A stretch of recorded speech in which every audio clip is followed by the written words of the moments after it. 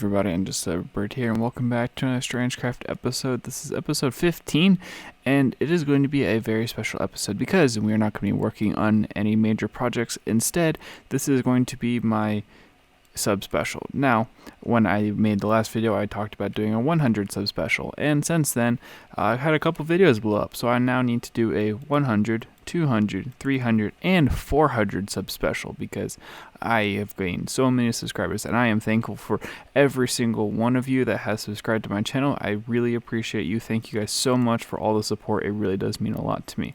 And for this episode, for the sub special, I'm going to be going through on the Strangecraft server everything that I have built since last June when the server got started. So that is about 9 months or so, I think, of progress. So I'm going to go through everything from the very start to now. But before we actually get on with the world tour, I just wanted to point out this massive signs at the bottom of my base here. These are all the people that have been publicly subscribed to my channel. So quite a few of them. And if you want your name on this board, all you got to do is subscribe and comment that down below, and I will put your name on the board along with all of these other legends. So yeah, thank you guys again. Thank you guys so much for subscribing. It really does mean a lot that my channel has grown this much this quick. It's really awesome. And we're going to start from the very beginning. So when the server first kicked off back in June, there were almost 20 people that were a part of the initial flow of joiners for the server. Of those people, most of them have quit. A very few of them are still playing on the server today. But once you spawn in, this is actually our current world spawn. So we turn this into a nice soccer pitch. I helped out building some of the floor, replacing the wool and that kind of such. The stadium was actually built by Catch, and these aquariums on the side were built by Carnage. And then down here, these locker rooms were built by Abfielder. If I just can get in here, very, very nice locker rooms indeed. But this is where you spawn in on the world, and this is our first impression of people that would join. And it's actually starting dusk, and that looks very, very nice. When I first joined the server, for me personally, I was kind of timid from the other players because I was always kind of seeing what they were building and kind of intimidated by it because some of it was actually some really, really good stuff. So towards the beginning of the season, we decided that we wanted a community nether hub and some nether tunnels early on to make easy transport. So I decided that I was going to take on the build of the nether hub. And this is what I built. It took about 2.5 months to complete everything and about 10 or 20, I think it was 20 double chests worth of blackstone overall. But this is honestly one of my most proud builds ever.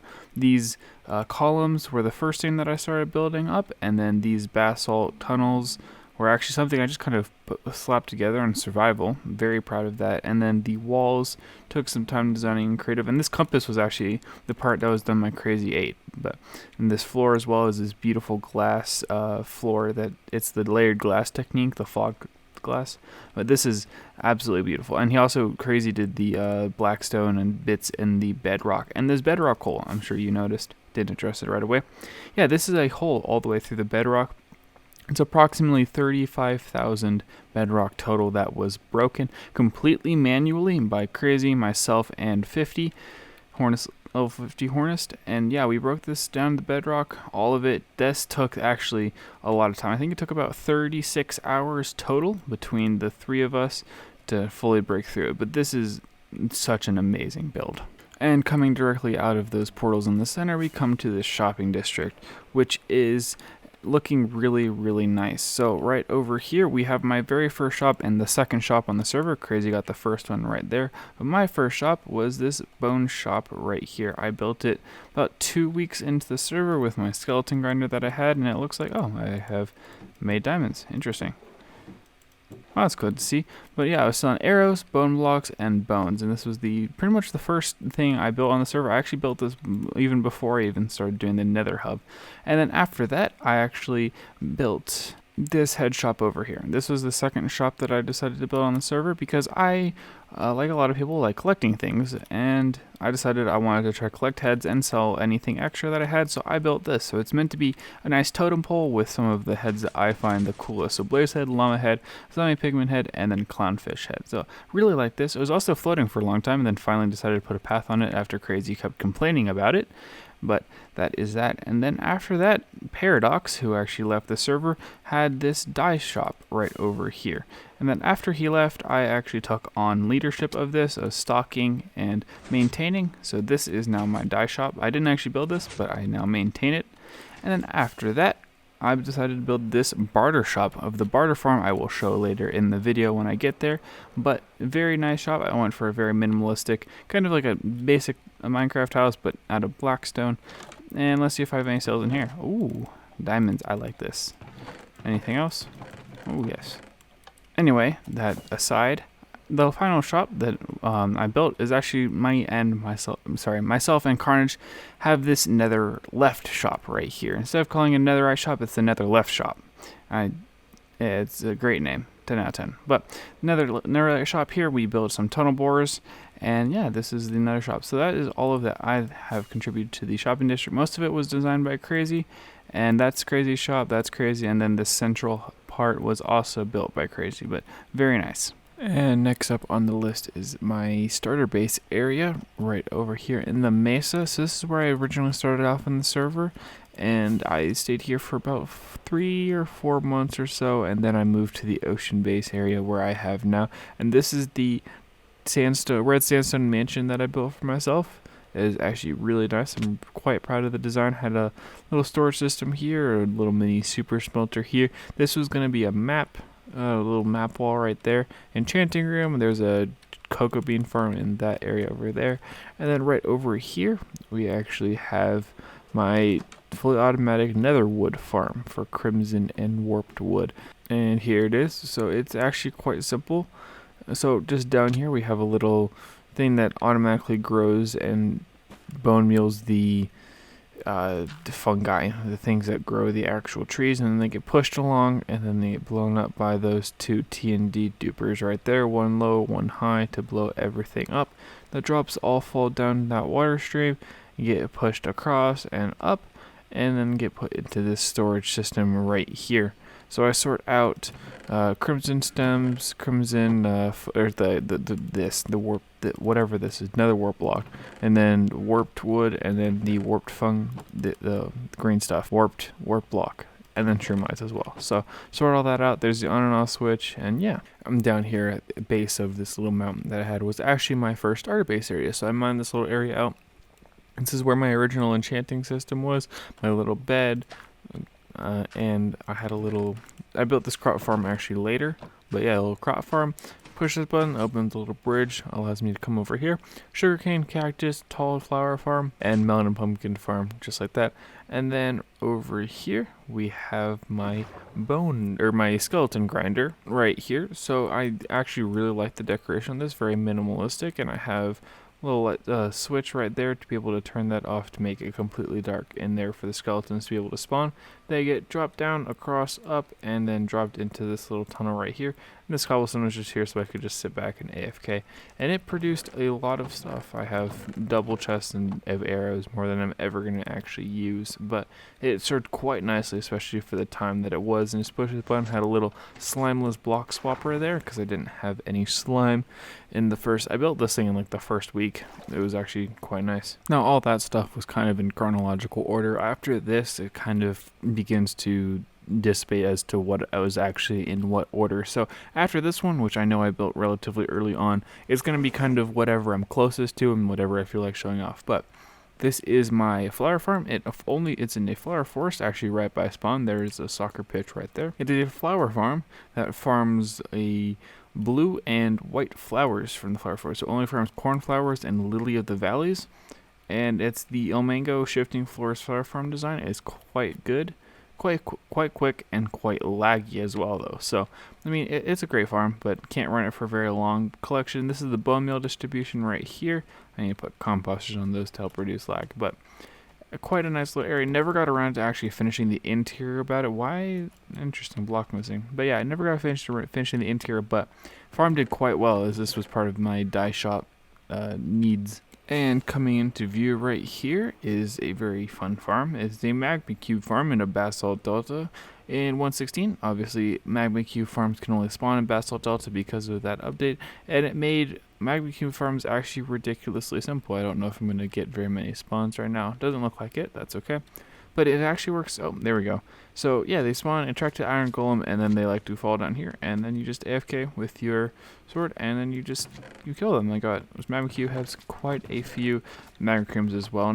I was using this for the heads, not actually the magma cream, because magma blocks are really easy to find. But I built this from a head shop, and then right over here, as you can see, is my gold farm. This is Omengo's super efficient XP gold farm, AFK XP gold farm. So just come in here. I need to fix that sounds. And you come in here. I got some snowballs right here. Come up to the edge and there we go. Anger pigment. And then they just come angering at you. It's the scariest thing ever, that sound. But they come in, they fall, and they die, and you get all the XP. And it's a really good farm. It's a very good farm. I recommend it. But there's the collection system down here. Collects gold, ingots, nuggets, and I also collect the heads. As you can see, I've done a lot of AFKing here. A lot of Zion pigment heads. And all this gold farm all the gold that I get from this farm goes directly into this barter farm right over here. This one right here. I built a tutorial on this on my channel. It is a design by Nembomb. That is a massive lag spike. But yeah, it is a 90 piglin bartering farm. It is very nice indeed.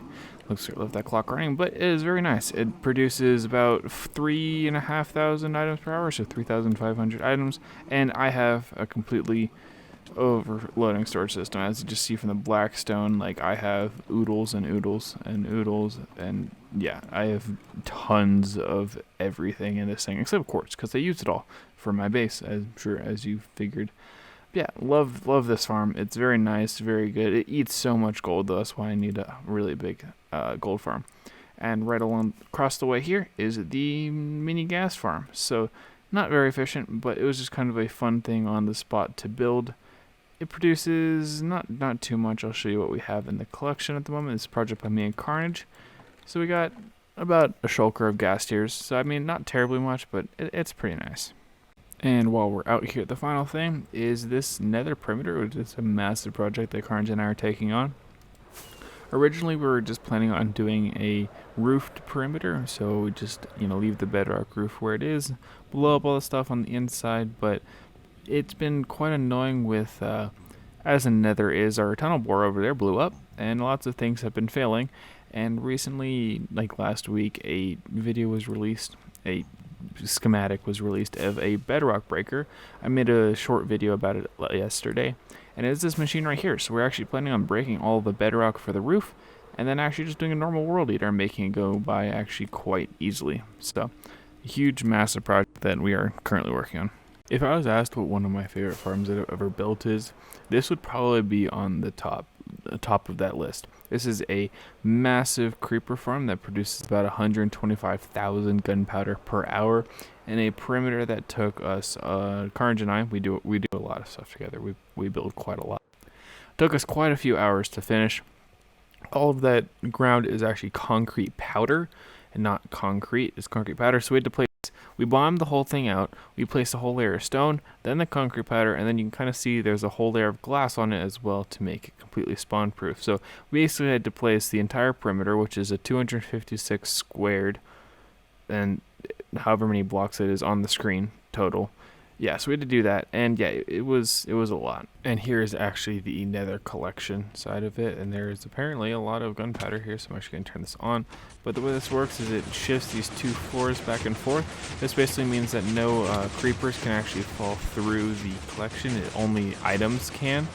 So it just allows the items to fall through, and then they get shot through some slime blocks and honey blocks item aligners, and then get shot on top of these 3 separate 6-speed shulker loaders, and then get loaded into shulker boxes that, oh goodness gracious, output comes through these barrels, and we got 10, yeah, we got 19 shulker boxes of blackstone plus. So yeah, lots of gunpowder. And coming out of another portal as well is a farm that Carnage and I built, and this is actually the decoration on this farm is actually done by Krazy. himself. Again, the same guy that was working on the Nether Hub and all that kind of stuff. So coming up here, it is our dye factory. So we produce every farmable color of dye in Minecraft possible. So we got a flower forest farm that produces us white, light gray, magenta, pink, blue, yellow, orange, and red.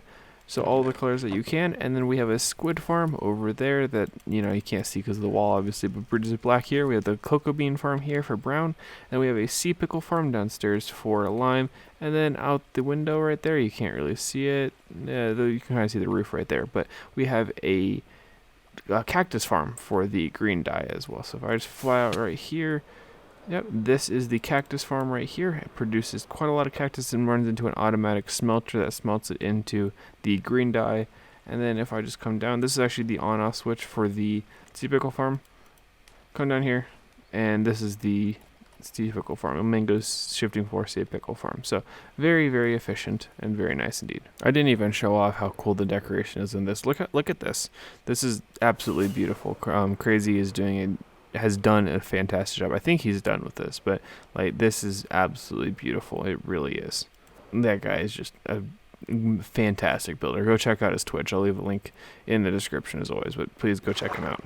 Back in December and closer to Christmas time, the server had a white elephant gift exchange event, and that's basically, I've also heard it being called a Yankee swap. So it's like everyone picks gifts and yada yada. There's video in the iCard if you guys want to check it out. But I found this area right here. It's actually kind of close to Carnage's base. It's about 500 blocks that way. But I was in charge of actually building this area. I built this Christmas tree, and I hired Aeon to actually build this house right here, and he did a beautiful job with the armor stands. Just look, there's coal, diamond, gold in there, checkerboard, like this little cup. He's really good at armor stands, I'll give him that. But really proud of this little decoration area here. So we had a little gift exchange right in here.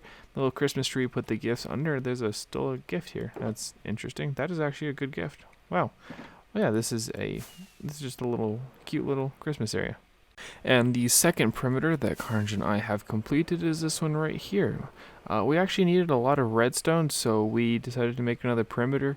And Krazy thought we had a nice river biome going through here, and Krazy was wanting to build a drown farm. So this is it. We have a really efficient drowned farm. It produces incredible amounts of tridents.